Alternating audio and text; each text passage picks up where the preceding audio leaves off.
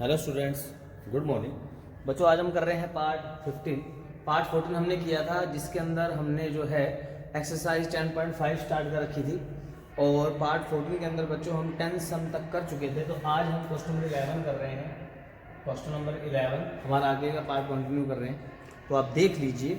Question number 11 में अब क्या है कि क्वेश्चन नंबर 11 जो है अपना 11वां प्रश्न जो है, इसमें भी देखो आपको क्या है कि आप यहाँ देखोगे ध्यान से, तो आपको चित्र नहीं दिया हुआ, ठीक है ना, चित्र नहीं दिया हुआ यहाँ पे।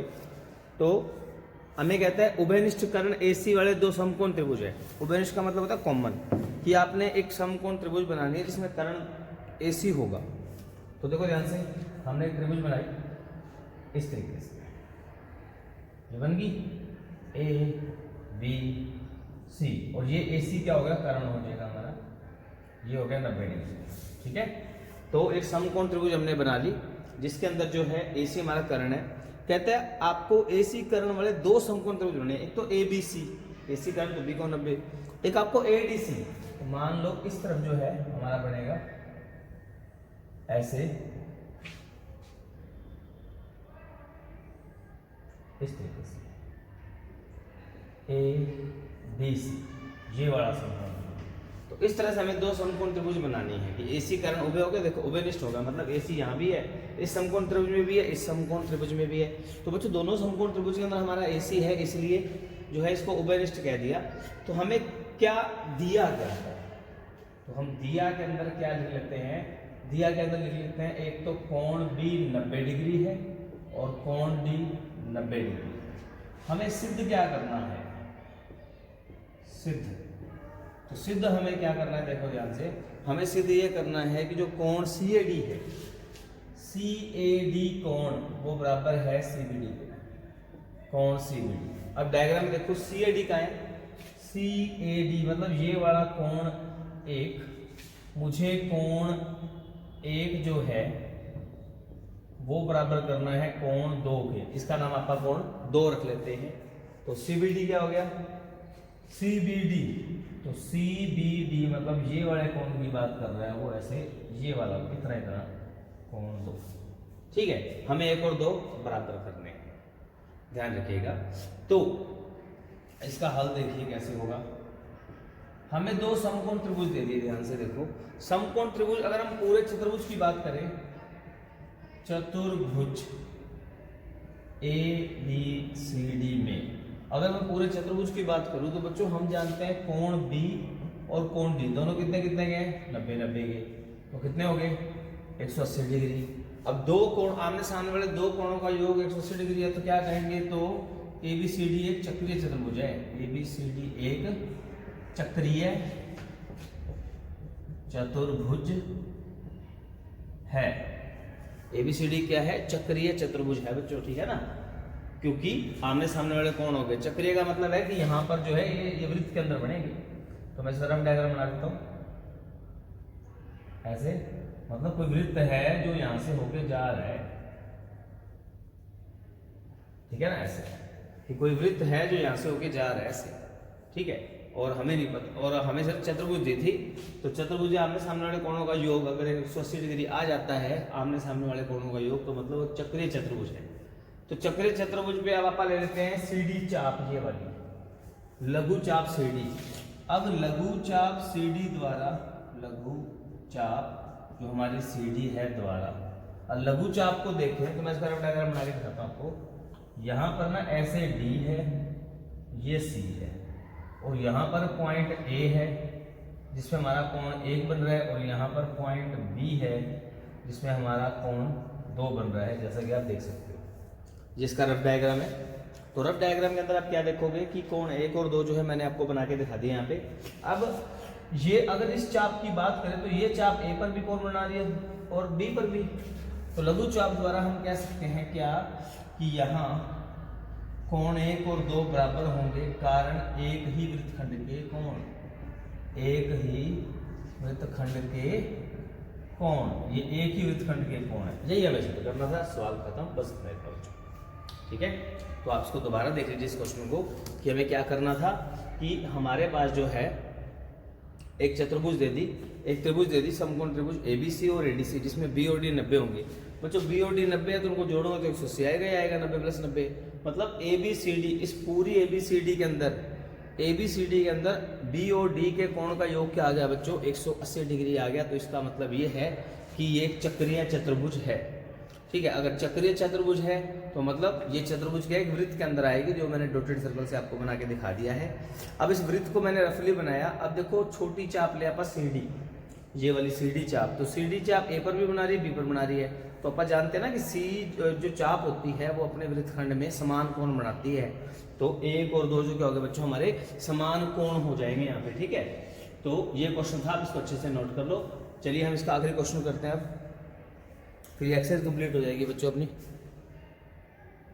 बच्चों हमारा आखिरी क्वेश्चन है क्वेश्चन नंबर 12, छोटा सा क्वेश्चन है। अब देखो इसका भी डायग्राम नहीं दिया, ठीक है, इसका भी हमें डायग्राम नहीं दिया होगा। तो चलिए हमें क्या सिद्ध करना है कि चक्रीय समांतर चतुर्भुज एक आयत होता है। आपको क्या गया कि एक चक्रीय चतुर्भुज लेना है, वो भी समांतर चतुर्भुज हो और वो आयत सिद्ध करना है। देखिए ध्यान से, एक हमने समांतर चतुर्भुज लेना है ऐसे ऐसे, ये आपको दे दिया, और ये चक्रीय भी है, मतलब यहां से कोई ना कोई वृत्त जो है पास हो रहा है ऐसे, कोई ना कोई वृत्त भी इसमें से पास हो रहा है। ठीक है, तो कोई वृत्त भी पास हो रहा है और ये समांतर चतुर्भुज, और ये हमारा समांतर चतुर्भुज है ABCD। ठीक है, तो बच्चों समांतर चतुर्भुज हमारा 8वां चैप्टर है जो कि आप पढ़ चुके हो। ठीक है, और उसके अंदर क्या बताया गया है कि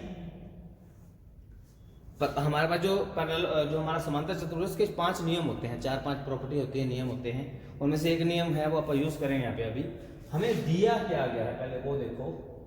हमें दिया गया है एक तो ABCD एक समांतर और चक्रीय चतुर्भुज है, समांतर और चक्रीय चतुर्भुज है कि ABCD एक समांतर और चक्रीय चतुर्भुज है। ठीक है, और आपको सिद्ध क्या करना है, आपको इसमें सिद्ध करना है,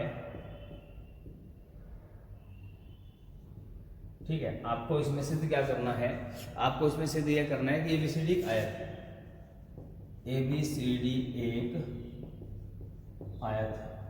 बच्चों हमने आयत वाला क्वेश्चन किया था, एक प्रश्न नंबर 7 हमने जब किया था, आप देखना वो किस पार्ट में होता अपना। ठीक है, 11-12 पार्ट में आसपास हुआ होगा शायद। तो क्वेश्चन नंबर 7 जब हमने किया था ना, उसमें हमें सिद्ध करना था आयत है। तो मैंने आपको बात बताई थी कि कोई भी चतुर्भुज आयत सिद्ध करनी है तो क्या करना पड़ेगा आपको, आप उसके चारों कोण 90 डिग्री के सिद्ध कर दो।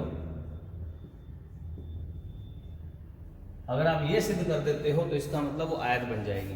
तो अगर मैं इसके चारों कोण कैसे ना कैसे 90 डिग्री के सिद्ध कर दूं, ठीक है, तो अपना काम बन जाएगा, चारों कोण।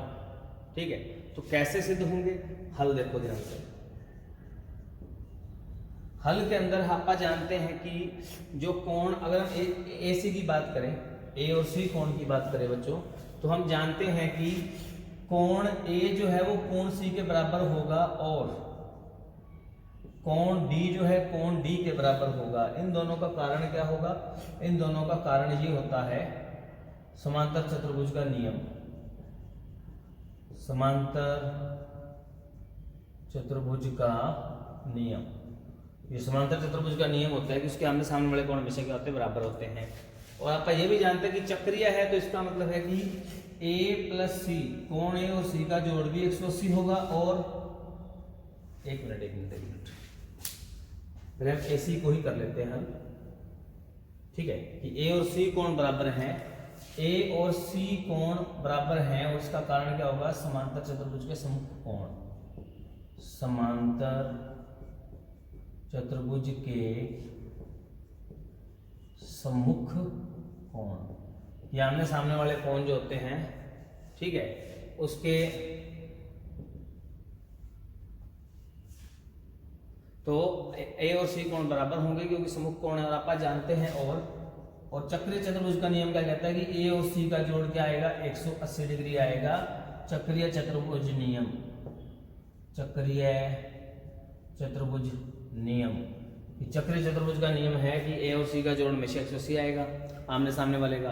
अब ए और सी बराबर है तो ए की जगह पर सी रख सकते हैं, सी प्लस सी 180, दो कोण सी 180, तो कोण सी क्या आएगा 180 का आधा, यानी कि कोण सी आ गया 90 डिग्री, और यही कोण ए है। इसी प्रकार देखो ए और सी दोनों 90 आ गए, तो इसी प्रकार हम कह सकते हैं कोण बी और डी भी क्या आएंगे 90 डिग्री ही आएंगे। इसी प्रकार से कि मैंने ए सी को बराबर किया और ए सी का जोड़ भी 180 होता है, इसी प्रकार बी डी भी बराबर होंगे उनका जोड़ भी 180 होगा। तो हमारे पास कोण ए बी सी और डी सारे क्या आगे 90 डिग्री, अतः ए बी सी डी एक आयत है,